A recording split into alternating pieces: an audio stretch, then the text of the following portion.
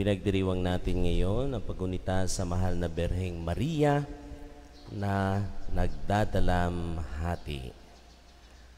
Sa ngalan ng Ama at ng Anak at ng Espiritu Santo. Amen.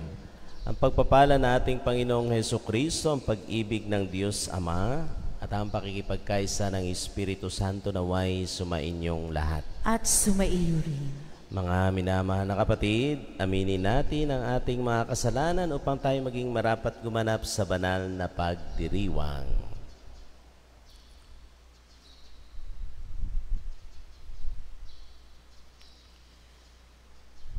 Inaamin ko sa makapangyarihan Diyos at sa inyo mga kapatid na lubha akong nagkasala sa isip, sa salita at sa gawa at sa aking pagkukulang. Kaya sinasamo ko sa mahal na Berheng Maria, sa lahat ng mga anghel at mga banal, at sa inyo mga kapatid, na ako'y panalangin sa Panginoong ating Diyos. Kaawan tayo ng makapangyarihan Diyos, patawarin tayo sa ating mga kasalanan at patnubayan tayo sa buhay na walang hanggan. Amen. Panginoon, kaawaan mo kami. Panginoon, kaawaan mo kami. Kristo, kaawaan mo kami. Kristo, kaawaan mo kami. Panginoon, kaawaan mo kami. Panginoon, kaawaan mo kami. Manalangin tayo. Ama naming makapangyarihan, niloob mong ang mahal na inang si Maria ay tumayong nakikipagtiis sa iyong anak na itinampok sa krus. Ipagkaloob mong ang iyong sambayanang kasalo sa pagpapakasakit ni Kristo, kaisa ng ina niya ay marapating makapagdiwang sa piging ng muling pagkabuhay. Sa pamamagitan ng Jesucristo kasama ng Espiritu Santo magpa sa walang hanggan. Amen.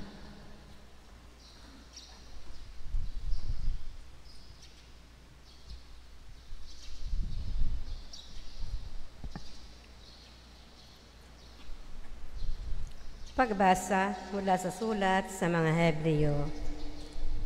Noong si Jesus ay namumuhay rito sa lupa, siya'y dumalangin at lumuluhang sumamo sa Diyos na makapagliligtas sa Kanya sa kamatayan. At dininig siya dahil sa lubusan siyang nagpakumbaba. Bagamat siya'y anak ng Diyos, natutuhan niya ang tunay na kahulugan ng pagsunod sa pamamagitan ng pagtitiis.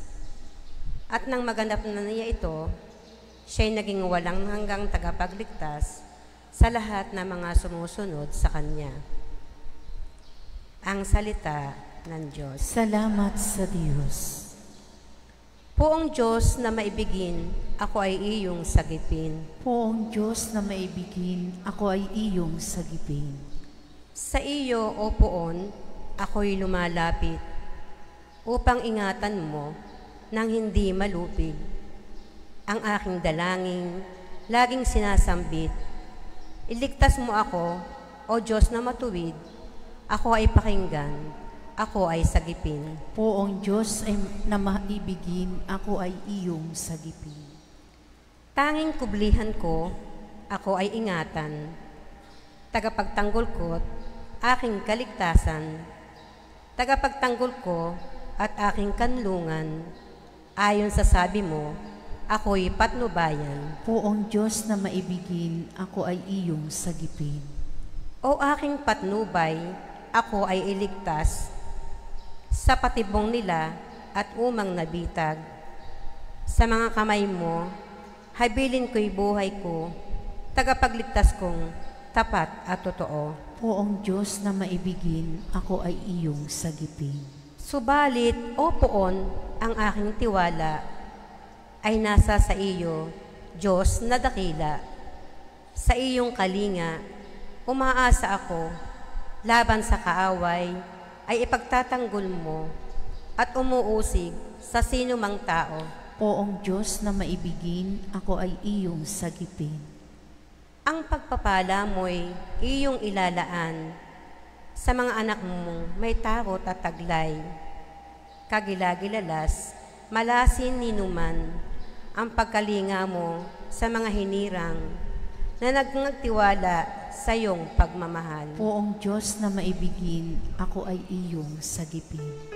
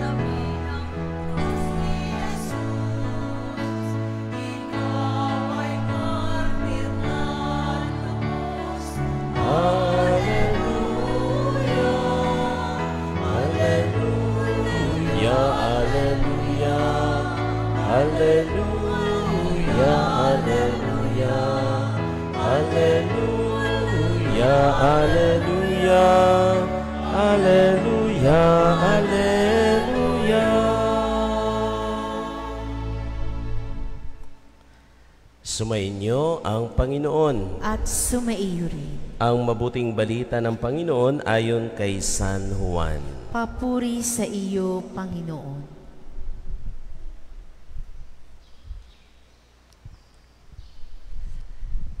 Nung panahong iyon, nakatayo sa tabi ng krus ni Jesus ang kanyang ina, ang kapatid na babae nitong si Maria, na asawa ni Cleopas. Naroon din si Maria Magdalena.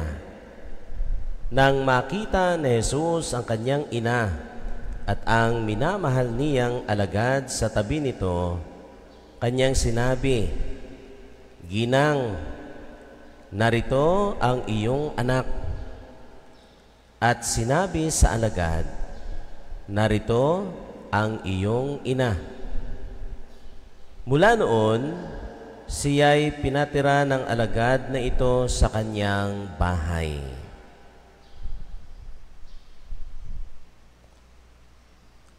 Mga minamahal na kapatid, ang mabuting balita ng ating Panginoon. Pinupuri ka namin, Panginoong Hesukristo. Magandang umaga po sa inyong lahat. Magandang umaga po, Father. Kahapon, ipinagdiriwang ho natin ang dakilang kapistahan ng pagtatanghal ng banal na krus. At kaugnay sa kapistahan kahapon, ay siya namang ipinagdiriwang natin ngayon, pagunita sa mahal na Berheng Maria na nagdadalamhati, Our Lady of Sorrows, ina ng hapis. Ito ay pag-aalala natin sa lahat ng sakit ng mahal na Berheng Maria. At isa dito, sa sakit ay yung makita ang kanyang anak na nakabayubay sa krus. Katulad ng narinig ho natin sa Ebanghelyo, ay ito yung tagpo na kung saan ito na marahil ang sukdulan sa lahat ng mga sakit na naranasan ng mahal na Berheng Maria. Siya ay nakatayo sa paanan ng krus ni Jesus. Ito ay mga pasakit sa buhay ng ating mahal na ina.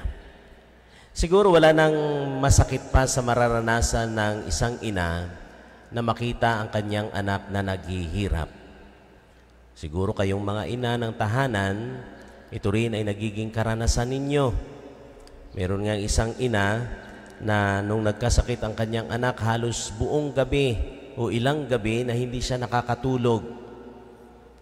At nung tinanong siya, "Hindi ka ba nahihirapan na hindi ka na natutulog?" Ang sagot niya ay, "Kung pwede lamang sana na ako na lamang ang magkakasakit at hindi ang aking anak, ay gagawin ko para sa kanya."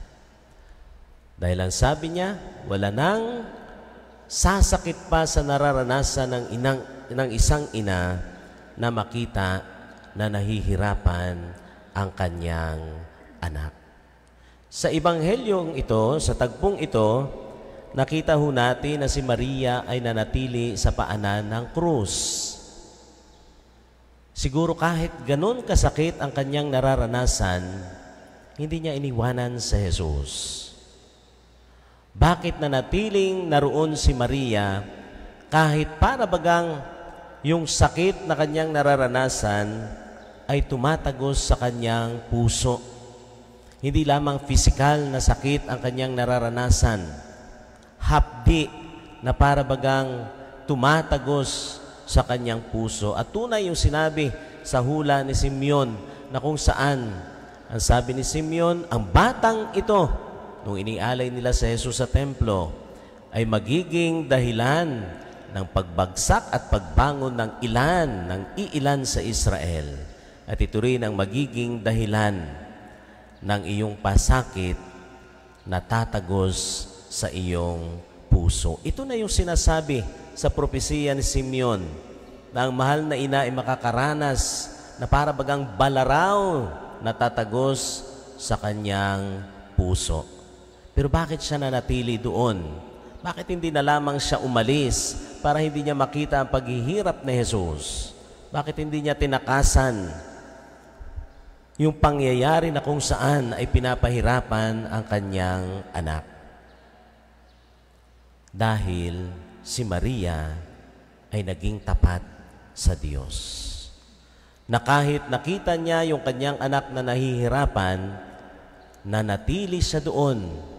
Pinatunayan ni Maria na siya ay tapat sa plano ng Diyos. Masakit marahil na nakita niya si Jesus na ipinako sa krus, pero nanatili siya. Ano ang nagdala sa kanya sa krus at ano ang tumulong din kay Maria para manatili sa krus? Yung katotohanan na malinaw para sa kanya na kasama niya ang kanyang anak na si Jesus. Minsan ganito din sa buhay natin. Kung bakit tayo nanatiling malakas sa kabila ng mga pagsubok na nararanasan natin sa buhay, ay dahil tayo ay naniniwala na hindi rin tayo iniiwan ng Diyos. Marahil yun ang nagdala din kay Maria kung bakit siya hanggang sa kamatayan ng kanyang anak ay nanatili siyang kasama doon. Nasaksihan niya ang paghihirap ng kanyang anak dahil malinaw din sa kanya na kasama niya si Jesus. Hindi niya rin iniwanan si Jesus. At ito'y magandang paalala para sa atin, mga minamahal na kapatid. Ngayong ginugunita natin ang dakilang kapistahang ito. Well, parang hindi magandang pinagpipiestahan natin ang paghihirap na mahal na ina. Ano? Parang hindi maganda na parang tinatawag natin kapiestahan ng mahal na ina na nagdadalamhati. Pero ito ay ipinagdiriwang ho natin upang ipaalala din sa atin, tayo rin, na mga nakakaranas ng mga hapdi, pagsubok sa buhay, ay malalampasan din natin ang lahat ng ito. Kung katulad ni Maria, manatili tayong kasama si Jesus. Sana ipagdasal natin ng lahat ng mga nakakaranas ng hapdi, ng pagdalamhati dahil sa kanilang nararanasan sa buhay, ay makakalampas din at hindi sila iiwanan ni Jesus.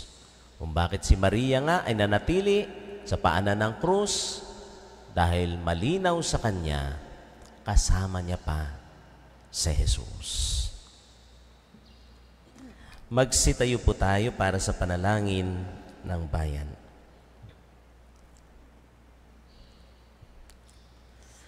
Kasama ni Maria na nakababatid kung ano ang kahulugan ng pagdurusa, manalangin tayo sa Diyos para sa mga taong may mabibigat na pinapasan habang sinasabi natin sa bawat panalangin, panatilihin mo kaming tapat na tulad ni Maria, o Panginoon. Panatilihin mo kaming tapat na tulad ni Maria, o Panginoon.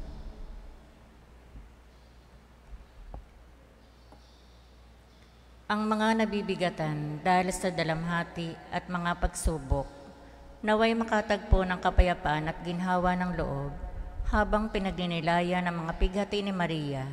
Manalangin tayo sa Panginoon. Panatilihin mo kaming tapat na tulad ni Maria, O Panginoon. Atin nawang tanggapin ang mga pighati at pagdurusa sa buhay at makita ang presensya ng Diyos sa mga iyon. Manalangin tayo sa Panginoon. Panatilihin mo kaming tapat na tulad ni Maria, O Panginoon. Sa pamagitan ng halimbawa ni Maria, tayo naway maging matiisin sa pagdurusa at masigasig sa pagtupad ng mabubuting gawa. Manalangin tayo sa Panginoon. Panatilihin mo kaming tapat na tulad ni Maria, O Panginoon. Sa gitna ng mga kahirapan at pagsubok sa ating pangaraw-araw na buhay, matuklasawan nawa natin ang tunay na kahulugan ng buhay Kristiyano. Manalangin tayo sa Panginoon. Panatilihin mo kaming tapat na tulad ni Maria, O Panginoon. Ang mga nagdurusa dahil sa karamdaman, naway makatagpo kay Maria ng tunay na kanlungan at aliw. Manalangin tayo sa Panginoon. Panatilihin mo kaming tapat na tulad ni Maria, O Panginoon.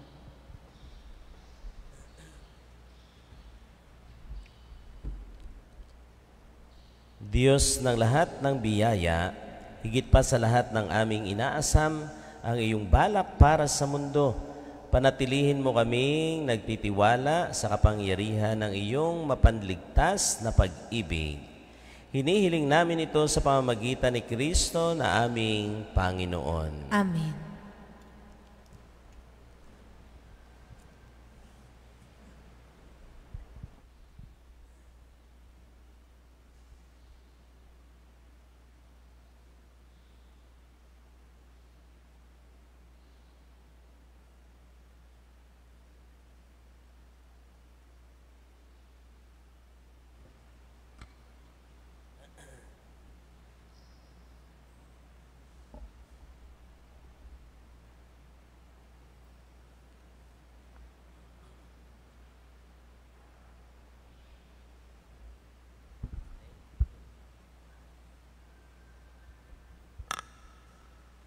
Kapuri-puri ka Diyos sa mga lumikas ng libutan, sa iyong kagandahang loob narito ang aming mayaalay mula sa lupa at bunga ng aming paggawang tinapay na ito para maging pagkaing nagbibigay buhay. Kapuri-puri ang poong may kapal, ngayon at kailanman.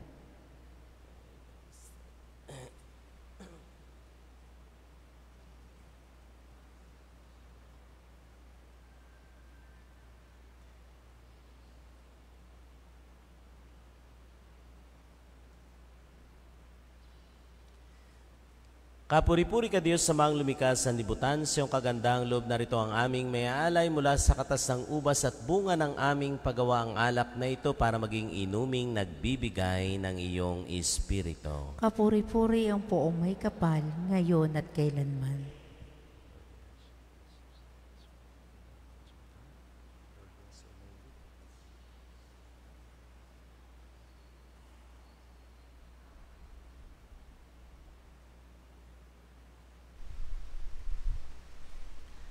Manalangin kayo mga kapatid upang ang ating paghahain ay kalugdan ng Diyos amang makapangyarihan. Tanggapin nawa ng Panginoon itong paghahain sa iyong mga kamay, sa kapurihan niya at karangalan sa ating kapakinabangan at sa buong sambayanan niyang banal. Ama naming lumikha, tanggapin mo ang aming mga panalangin at mga alay para sambahin ang ngalan mo sa aming paghahain ngayong aming ginugunita, ang birheng mahal na niloob mong maging ina naming inaasahan. Sa kanyang pagtayo sa paanan ng krus ni Jesus, iniluluhog namin ito sa pamamagitan ni Jesucristo kasama ng Espiritu Santo magpa sa walang hanggan. Amen. Sumainyo ang Panginoon. At sumaiyo rin. Itaas sa Diyos ang inyong puso at diwa. Itinaas na namin sa Panginoon. Pasalamatan natin ang Panginoong ating Diyos. Marapat na siya ay pasalamatan. Ama naming makapangyarihan, tunay ngang marapat na ikaw ay aming pasalamatan. Ngayong ginugunita namin ang mahal na Berhen na nagdadalamhati. Bukod mong pinagpala sa babaing lahat ang mahal na berheng totoong mapalad, na iyong piniling maging ina ng iyong anak, noong isugo mo siya bilang aming Mesiyas. Sa kapangyarihan ng Espiritong Banal, ang Birheng Maria ay naging inang tunay ng iyong anak na kanyang isinilang bilang liwanag nitong sanlibutan. Kaya kaysa ng mga anghel na nagsisiawit ng papuri sa iyo, nang walang humpay sa kalangitan kami nagbubunyi sa iyong kadakilaan. Santo, Santo, Santong Panginoon Diyos ng mga hukbo, napupuno ang langit at lupa ng kadakilaan mo. Hosana sa kaitaasan. Pinagpala na paririto sa ngalan ng Panginoon. Hosana sa kaitaasan. Ama naming banal, ikaw ang bukal ng tanang kabanalan. Kaya't sa pamamagitan ng iyong Espiritu, gawin mong banal ang mga kaloob na ito pang para sa amin, maging katawan at dugo ng aming Panginoong Heso Kristo. Bago niya pinagtiis ang kusang loob na maging handog, hinawakan niya ang tinapay. Pinasalamatan kaniya. Pinaghatihati niya iyon, iniabot sa kanyang mga alagad at sinabi, tanggapin ninyong lahat ito at kanin. Ito ang aking katawan na ihahandog para sa inyo.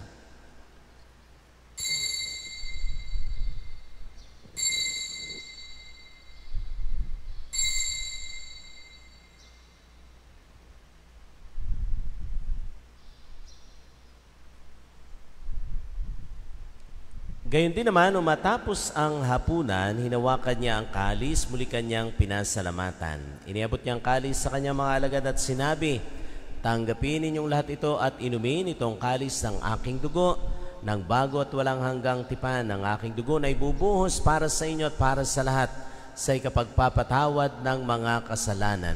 Gawin ninyo ito sa pag-alala sa akin.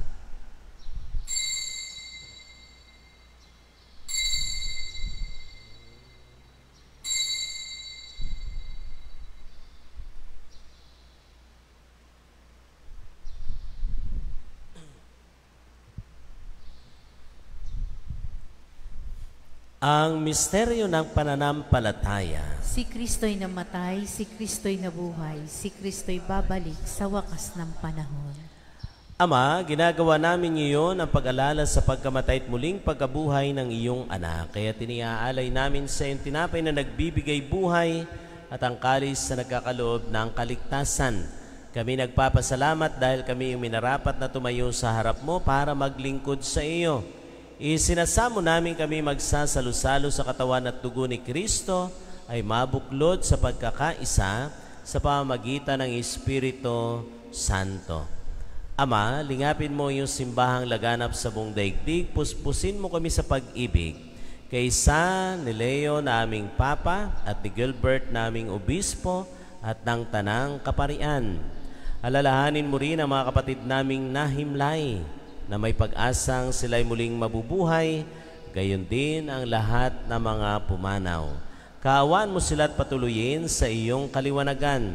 Kaawaan mo at pangindapating kaming lahat na makasalo sa iyong buhay na walang wakas. Kaysa na mahal na Birheng Maria na Ina ng Diyos, kaysa ni Poong San Jose, kaysa ng mga apostol at ng lahat ng mga banal na namuhay dito sa daigdig ng kalugod-lugod sa iyo. May pagdiwang nawa namin ang pagpupuri sa ikararangal mo sa pamamagitan ng iyong anak na aming Panginoong Heso Kristo. Sa pamamagitan ni Kristo, kasama niya at sa Kanya, lahat ng parangal at papuri ay sa iyo, Diyos Amang makapangyarihan kasama ng Espiritu Santo, magpa sa walang hanggan.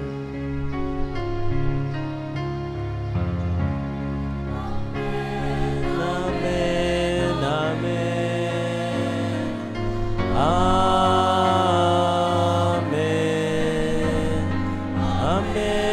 Amen. Amen.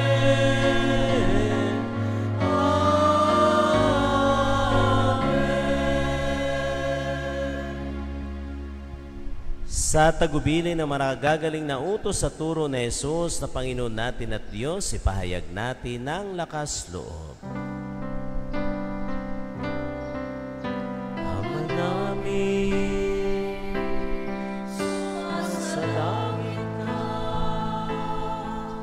Sambahin ang ngalan mo, mapasa amin ang kaharian mo, sundin ang loob mo dito sa lupa para ng sa langit. Bigyan mo kami ngayon ang aming kakanin sa araw-araw, at patawarin mo kami sa aming mga sala para ng pagpapatawad namin sa nagkakasala sa amin, at huwag mo kaming ipahintulot sa tukso, at iadya mo kami sa lahat ng masama. Hinihiling namin kami adya sa lahat ng masama, pagkalooban ng kapayapaan araw-araw, iligtas sa kasalanan at ilayo sa lahat ng kapahamakan, samantalang aming pinananabikan ang dakilang araw ng pagpapahayag ng tagapagligtas naming si Jesucristo. Sapagkat iyo ang kaharian at ang kapangyarihan at ang kapurihan magpakailanman. Amen. Panginoong Jesucristo, sinabi mo sa iyong mga apostol, kapayapaan ang iniiwan ko sa inyo, ang aking kapayapaan ay binibigay ko sa inyo. Tunghayan mo ang aming pananampalataya at huwag ang aming mga pagkakasala. Pagkalooban mo kami ng kapayapaan at pagkakaisa ayon sa iyong kalooban, kasama ng Espiritu Santo magpa sa walang hanggan. Amen. Ang kapayapaan ng Panginoon ay laging sumainyong lahat. At sumaiyo. Mga kapatid, magbigayan tayo at maghangad ng kapayapaan sa isa't isa. Peace be with you. Kordero ng Diyos na nag-aalis ng mga kasalanan ng sanlibutan, maawa ka sa amin. Kordero ng Diyos na nag-aalis ng mga kasalanan ng sanlibutan, maawa ka sa amin. Kordero ng Diyos na nag-aalis ng mga kasalanan ng sanlibutan, ipagkaloob sa amin ang kapayapaan.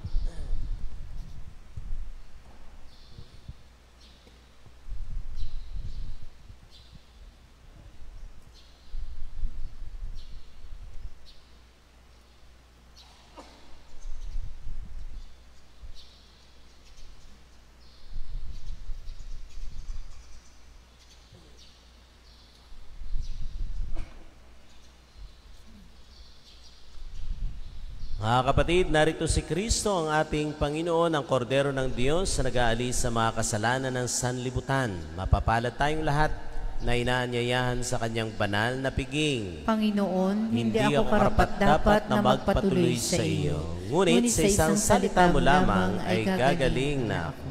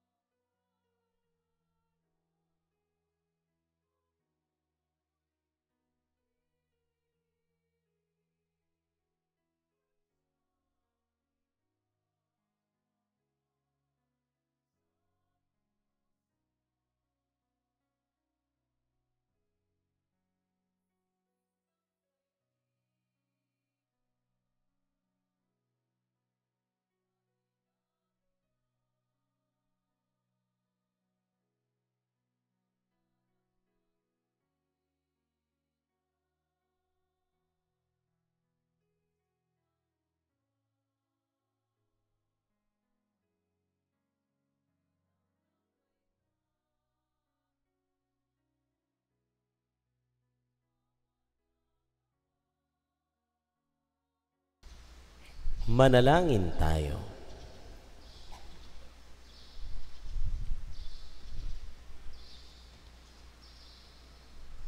Ama naming mapagmahal, ngayong napagsaluhan na ang piging na nagligtas sa amin, hinihiling naming mga gumugunita sa pakikipagtiis ng mahal na Berhen na aming maituloy ang paghihirap na kailangan pang gawin ni Kristo para sa sambayan ng kanyang katawan. Bilang tagapamagitan kasama ng Espiritu Santo, magpa sa walang hanggan. Amen.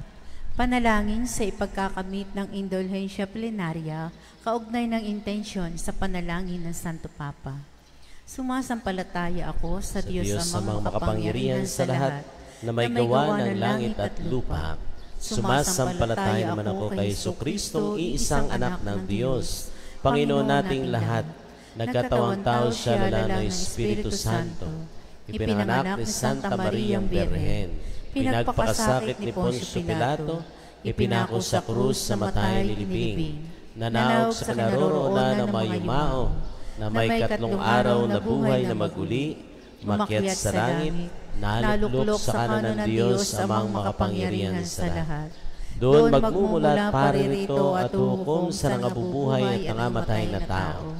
Sumasampalataya naman ako sa Diyos Espiritu Santo, sa banal na simbahang Katolika, sa kasamahan ng mga banal, sa kapatawaran ng mga kasalanan, sa pagkabuhay na muli na namatay na tao, at sa buhay na walang hanggan. Amen.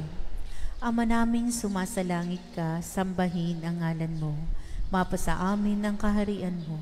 Sundin ang loob mo dito sa lupa para ng sa langit. Bigyan mo kami ngayon ng aming kakanin sa araw-araw. Patawarin mo kami sa aming mga sala, para ng pagpapatawad namin sa mga nagkakasala sa amin. At huwag mo kaming ipahintulot sa tukso, ihadya mo kami sa lahat ng masama. Amen. Aba, Ginoong Maria, napupuno ka ng grasya. Ang Panginoon Diyos ay sumasa iyo. Bukod kang pinagpala sa babaeng lahat, at pinagpala naman ang iyong anak na si Jesus. Santa Maria, Ina ng Diyos, ipanalangin mo kaming mga makasalanan ngayon at kung kami mamamatay. Amen. Magsiluhod po ang lahat para sa panalangin ni Papa Francisco kay Poong San Jose. O San Jose, tagapangalaga ng manunubos, kabiyak ng puso ng mahal na Birheng Maria. Sa iyo'y ipinagkaloob ang bugtong na anak ng Diyos. Sa iyo si Maria ay lubos na nagtiwala, at sa piling mo'y hinubog ang pagkatao ni Jesus. Pinagpalang Jose, sa amin na ipadama mo rin ang iyong pagiging ama, at gabayan mo kami sa landas ng buhay. Ipagkamit mo kami ng biyaya, awa at lakas ng loob, at ipagsanggalang mo kami sa lahat ng masama. Amen. Magsitayo po ang lahat.